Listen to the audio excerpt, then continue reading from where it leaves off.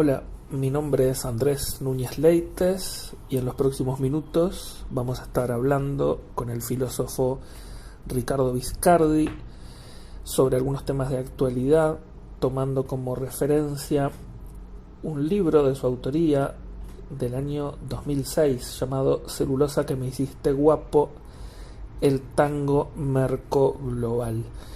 Así que muchas gracias Ricardo por aceptar la invitación y bienvenido. Para empezar, quisiera preguntarte sobre algunos apuntes que aparecen al comienzo del trabajo referidos al pasaje del Estado moderno al Estado globalizado, es decir, el conflicto de Botnia, hoy UPM, sería uno de los signos de ese pasaje de un Estado a otro.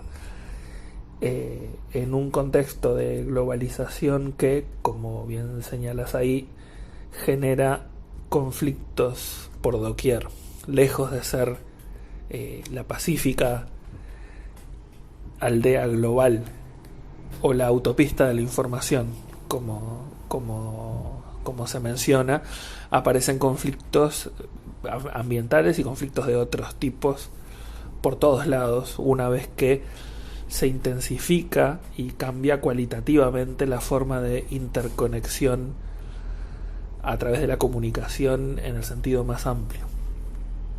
Entonces la pregunta sería, ¿cómo caracterizarías vos actualmente y teniendo como eje para la comparación quizás el tema de las plantas de celulosa y su implantación aquí en Uruguay? ¿Cómo analizarías ese cambio de, de forma de organización del Estado moderno al Estado globalizado? Andrés, muchas gracias por la invitación a participar de esta discusión y de tus excelentes, difusiones de distintas problemáticas de actualidad, que yo, como tú sabes, estimo particularmente. Bien, respecto al cambio de organización del Estado, yo creo que el punto clave sería justamente la palabra, en tu pregunta, la palabra organización. Es decir, si hay una organización, bueno, entonces hay una estructura propia que nosotros denominamos orgánica, y esa organicidad es la que caracteriza la forma de existencia del Estado-nación. Es decir, la noción de nación, como se ha digamos, planteado reiteradamente, supone la noción de pueblo. Es decir, la nación es mucho más que una patria, mucho más que un suelo, mucho más que un terruño, y es, digamos, la existencia de un sujeto popular, y el pueblo no puede ser considerado sino como sujeto, o sea, como depositario de una condición propia y soberana. Entonces, esa soberanía anclada en el sujeto popular es lo que establece la nación, en tanto la nación supone, digamos, el desarrollo de un destino propio. No puede haber un destino propio si no hay una perspectiva que establezca esa entidad. Si esa entidad es concebida como un sujeto, ¿verdad?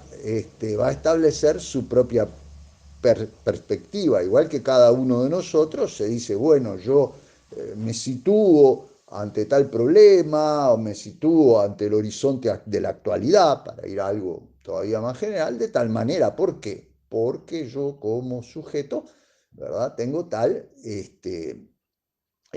condición propia que me habilita a digamos, desarrollar una mirada propia y por lo tanto un punto de vista, ¿verdad? Entonces, allí el punto clave es que nosotros distinguimos claramente la nación en el sentido antropológico. Cuando decimos la nación charrúa, decimos, bueno, estamos hablando de una población y de sus, digamos, sus avatares, su desarrollo, su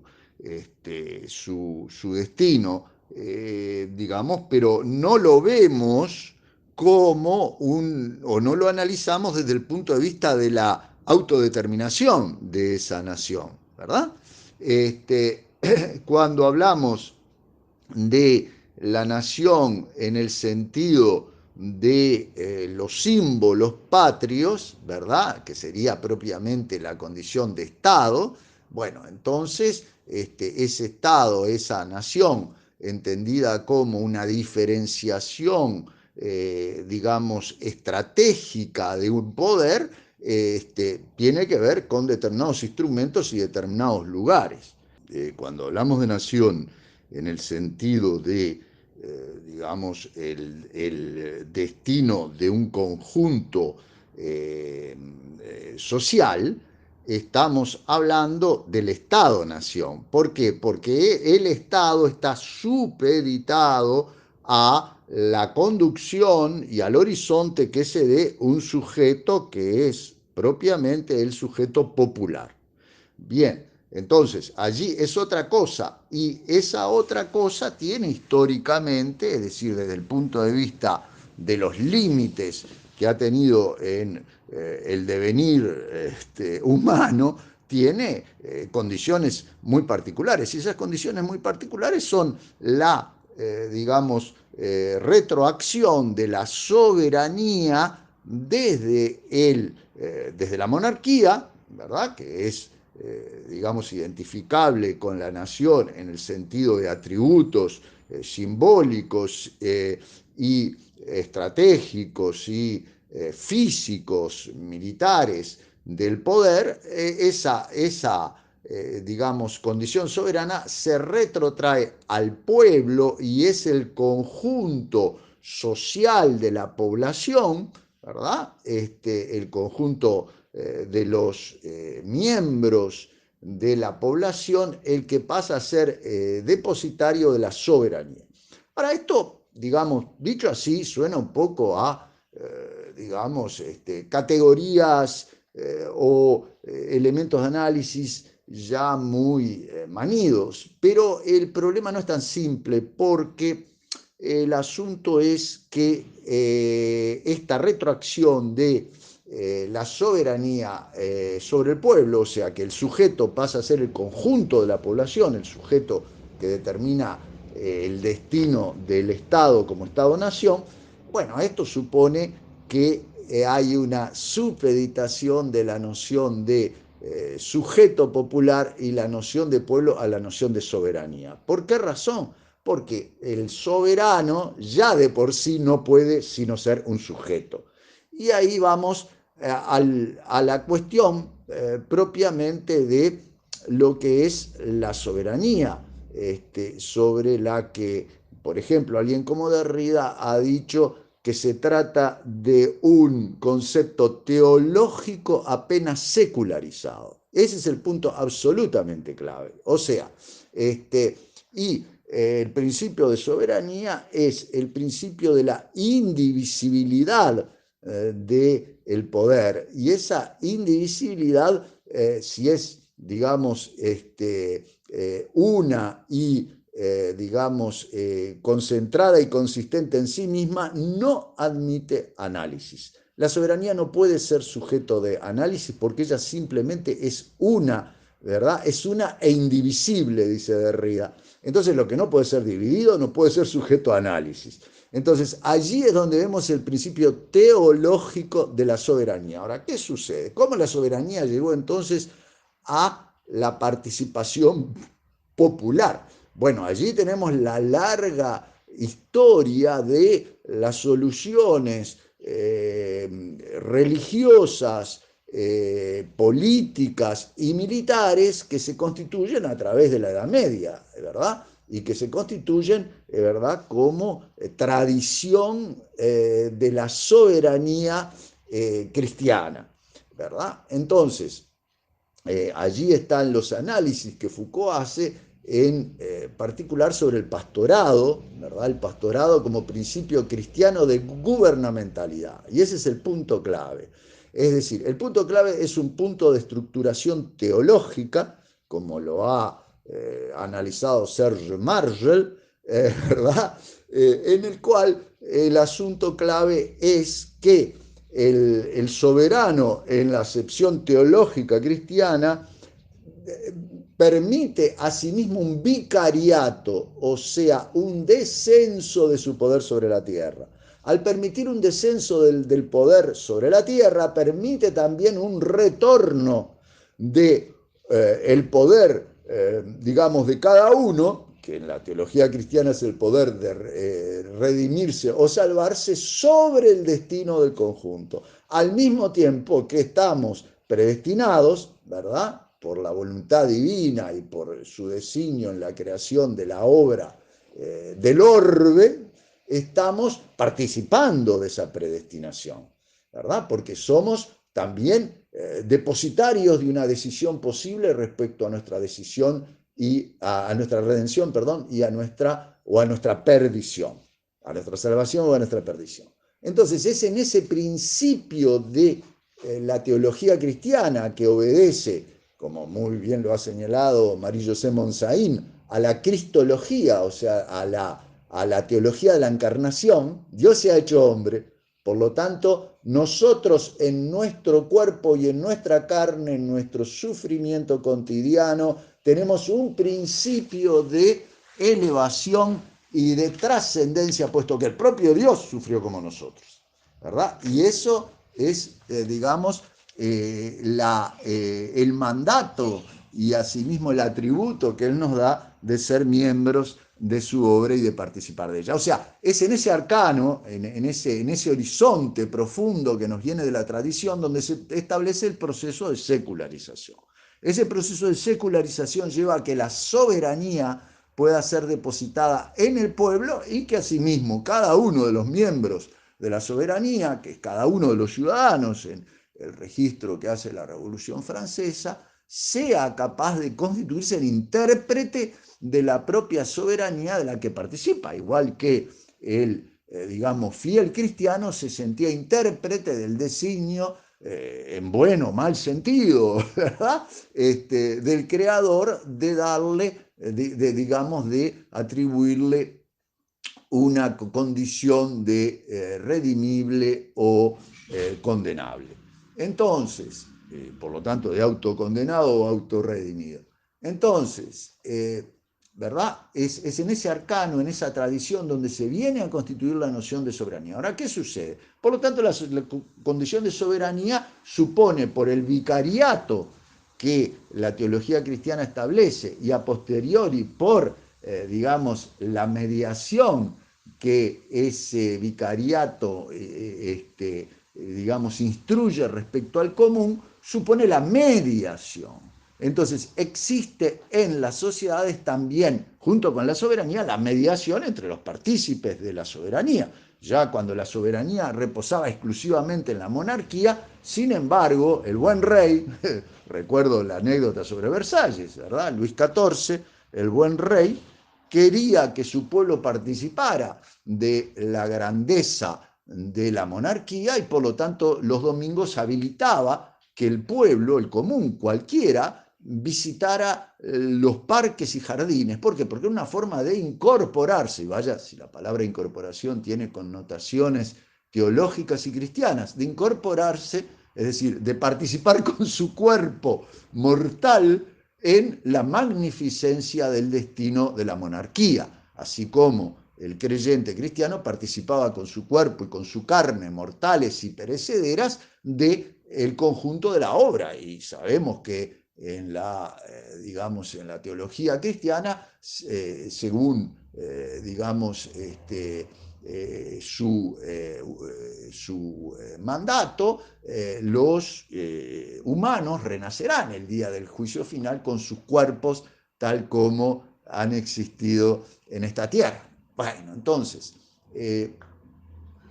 sucede que hay una mediación. Ahora, ¿qué sucede? Que esa mediación se ha apoderado cada vez más por digamos, por el desarrollo de la propia ciencia, porque la ciencia supone, ¿verdad?, que el sujeto particular pueda establecer leyes. Puede establecer leyes porque tiene un vínculo. Volvemos al arcano de la teología y de la soberanía. Tiene un vínculo con el conjunto del orden, ¿verdad? Ahí tenemos los capítulos de Foucault sobre la ciencia general del orden. Entonces, cada particular es capaz de desarrollar un saber que le permite descelar las reglas del orden. Unos serán más capaces que otros de hacerlo, pero en todo caso es una potestad que reside en la condición humana. Y entonces la mediación va a desarrollarse como principio del saber. En ese sentido, digamos, podemos establecer que el método, el camino, es una mediación hacia la meta, que es el saber. Nosotros usamos el método porque somos capaces, si nos sentemos habilitados y en condiciones, de seguir un procedimiento que nos lleva a una meta, que es el conocimiento de un objeto que nos hemos propuesto, ¿verdad?, desentrañar, conocer mediante un método. Entonces allí ya hay mediación. La noción de mediación es absolutamente clave en ese asunto. Bueno, toda la filosofía cartesiana obviamente está atravesada de esa idea de mediación y de participación a través de la condición humana en un orden que para los filósofos del siglo XVII era de características divinas. Pero volviendo al problema del conocimiento, ¿qué pasa si el conocimiento se desarrolla como mediación a tal punto que la capacidad humana de crear condiciones de dominio del orden, digamos, son capaces de trastocar el presente del orden? Bueno, ahí tenemos los pasajes de Foucault sobre Oppenheimer. Es decir, la creación de la bomba atómica es el punto nodal a partir del cual, más allá de que en la Primera Guerra Mundial ya se habían, y toda la obra de Husserl, la parte final de la obra de Husserl recela este problema, ya la Primera Guerra Mundial había planteado que aquello que supuestamente existía para mejorar la condición humana, salvar a los hombres de la enfermedad, a los humanos, ¿verdad?, de la enfermedad, de la ignorancia, de llevarlos a una situación, en realidad les servía para matarlos mejor. Es decir, la Primera Guerra Mundial fue una gran carnicería en la cual justamente la tecnología, o mejor dicho, la técnica implementada, mostró que no tenía solo un lado bueno. Entonces, en la Segunda Guerra Mundial, con la creación de la bomba atómica, se da la puesta al límite, diría Husserl, de esta cuestión. O sea, ya no hay vuelta atrás y es la tecnología. Luego viene la carrera espacial, ¿verdad?, la lucha entre Estados Unidos y Rusia por el control del espacio en los años 50, el lanzamiento de los satélites, ¿verdad?, las panoplias estratégicas, hasta llegar a la situación de hoy, donde hay un salto decisivo cuando la tecnología ya no solo, digamos, potencia los instrumentos de poder tradicionales y clásicos, ¿verdad?, como la fuerza, la coacción física y militar en un primer término, ¿verdad?, las formas de dominación y de coerción legal en un segundo término, el poder de los estados, sino que además articula a partir del desarrollo de los medios masivos de comunicación, que justamente también tiene digamos, un escalón importante después de la Segunda Guerra Mundial, ¿verdad?, con el desarrollo de la radio, la televisión. La radio, por supuesto, había empezado antes, y también los grandes periódicos de rotativa desde fines del siglo XIX son medios masivos, pero con la televisión en particular se produce un salto en la articulación y a través de la mediación de las condiciones de la soberanía. ¿verdad? Sumémosle a eso los bloques geopolíticos, los paraguas atómicos, por ejemplo, sobre Europa, la consagración de América Latina a través de los golpes de Estado como patrio trasero de Estados Unidos. O sea, tenemos procesos que van atravesando la supuesta soberanía de los Estados-nación y los supeditan cada vez más a una mediación que proviene de un campo ajeno a lo que podía considerarse las naciones en el sentido antropológico, ¿verdad?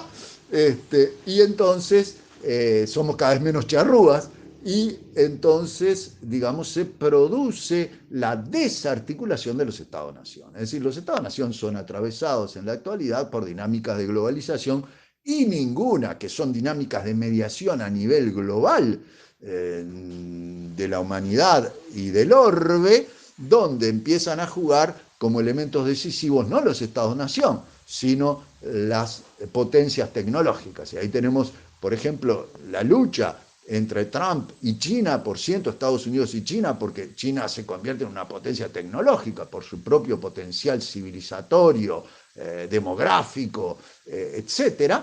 Pero además tenemos dentro de los propios Estados Unidos la lucha entre, digamos, los sectores de gobierno tradicional reflejados por Trump y las grandes empresas tecnológicas precisamente que tienen otras estrategias y se da el conflicto, por ejemplo, entre Trump y Facebook.